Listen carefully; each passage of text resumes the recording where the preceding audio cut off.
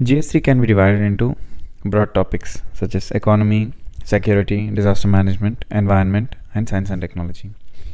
Now let's deal with answer writing in economy. Just as we open GS2 answers in polity with constitutional provisions, in GS3 economy, try to start your answers with a statistic or relevant data pertaining to the question. For collecting such data, economic survey, budget, newspapers,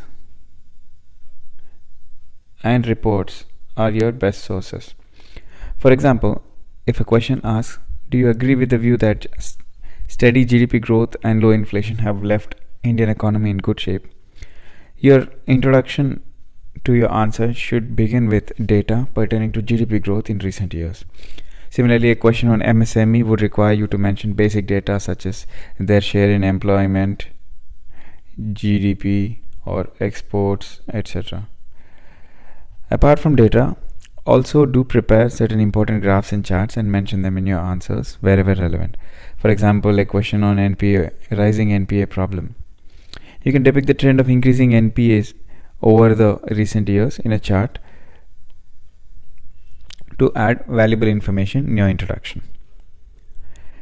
Next, just as in other subjects as we have discussed, extensively use subheadings to structure and frame your answers properly. Divide your question into parts and answer each subpart under a separate subheading. Thirdly, answer broadly. What do we mean by this?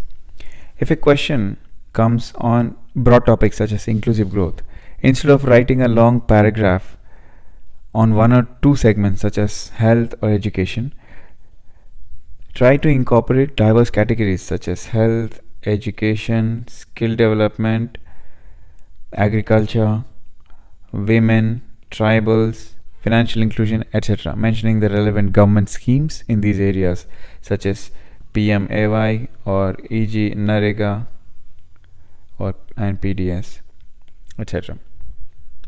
Lastly, for answering every topic on the economy, prepare a topical summary beforehand on the lines of definition of that particular concept, latest data pertaining to that concept, government policies in that sector, current status and the problems ailing that sector, along with expert recommendations and solutions. Every year you see questions and themes repeated especially in GS3 economy section.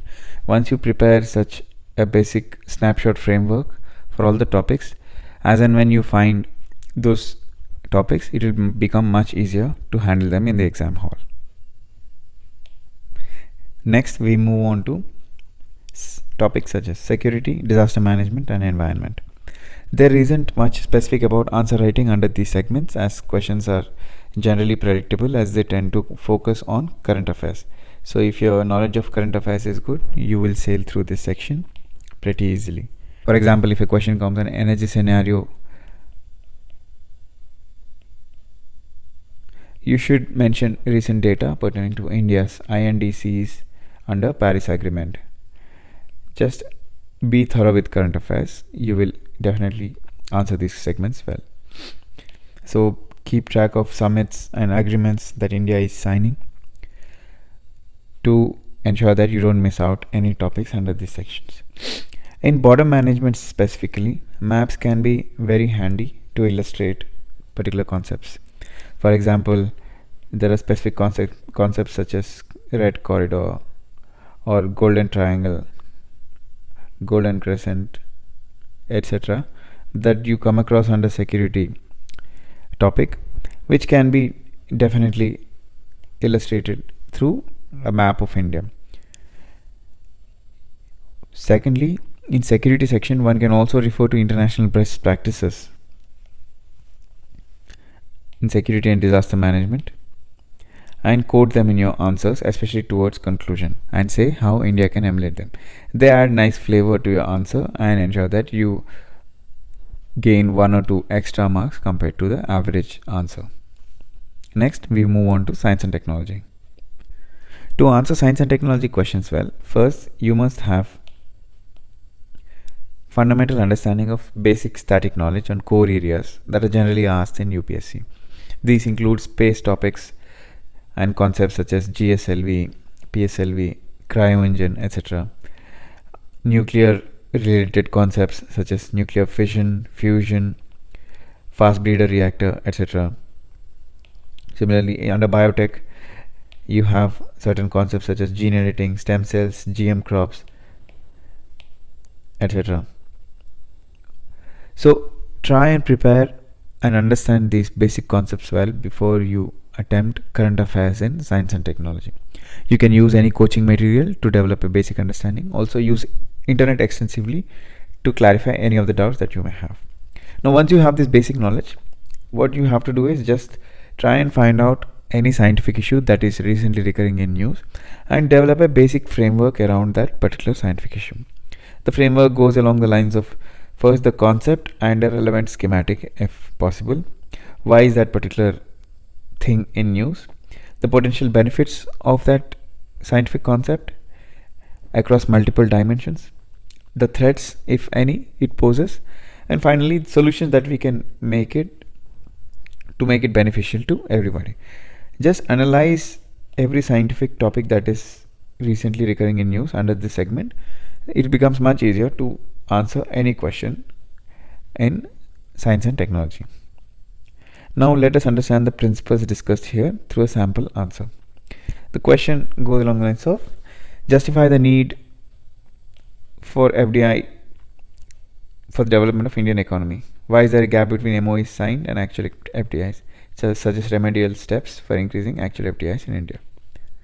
Now, as we have discussed, it's always suggested to start your answer with an introduction.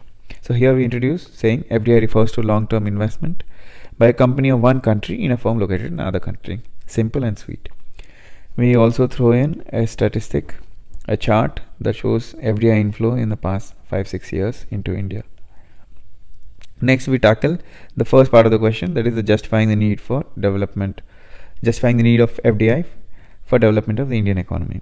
So you add various points under different dimensions. So you add why FDI is a specific stable long-term investment. There is technology transfer, human resource development, creation of jobs, tax revenues, etc. So this essentially answers the first part of the question. Next, under the separate second subheading, you discuss and define what an MOU means. Then you list out reasons why there is a gap between FDI and MOU. So here we discuss various reasons such as litigation, red tape, along with particular statistics and World Bank reports, land acquisition problem, uncertain tax policies. So please keep a note of how we mention a lot of examples and reports to make your answer practical and relevant. And then we move on to the remedial steps that we should take, where we write about IPR policies, land reforms, DTAs, ease of doing business, certainty in taxation, insolvency and bankruptcy code, etc., etc., to make it broad and at the same time specific to the question that is asked.